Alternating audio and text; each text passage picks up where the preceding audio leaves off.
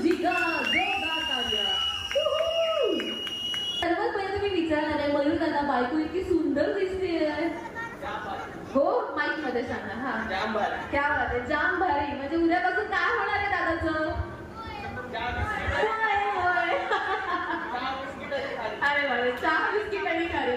बरं दादा उद्या लग्न आहे, 7 फेरे होती, 7 वचनं देखील होती, पण आज संगीत संध्या म्हटलं तर थोडी मजा झाली पाहिजे, हो की नाही? तुला असं म्हणायचंय आज मैं ये वचन लेता हूँ की आज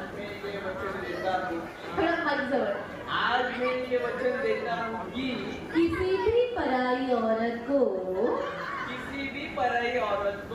नहीं देखूंगा, वो देखता भी नहीं, मैं देखता और किसी भी औरत को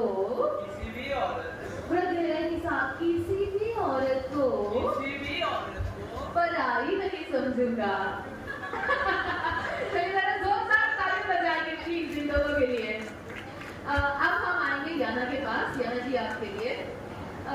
याना जी आपका बर्थडे है, शादी के बाद पहला बर्थडे आपका आएगा, तो आपका पूरा प्लानिंग हो चुका है कि डे आपको कैसे स्पेंड करना है. मॉर्निंग में आप जाएंगे लॉन्ग ड्राइव पे, दोपहर का लंच होगा, शॉपिंग, मूवी, डिनर और घर ये तय है, ठीक है. उसी दरमियान आप दोनों घर से बाहर निकलते हैं सुबह सुबह और तब आते हैं पापा जी और पापा जी कहते हैं बच्चों कहाँ जा रहे हो, आज आने वाले हैं घर में मेहमान. तो ऐसे समय पे आप क्या करेंगे? पतिराज और दूसरी तरफ है मेहमान, आपका बर्थडे सेलिब्रेट करना है तो आप क्या करेंगे? सबको साथ में लेकर जाएंगे. कब है इनका बर्थडे? 20 जानेवारी. क्या बात है. 20 जानेवारीला आहे यानाचा वाढदिवस. सगळ्यांनी लक्षात ठेवायचं आणि हम जाएंगे घूमने के लिए, ठीक है.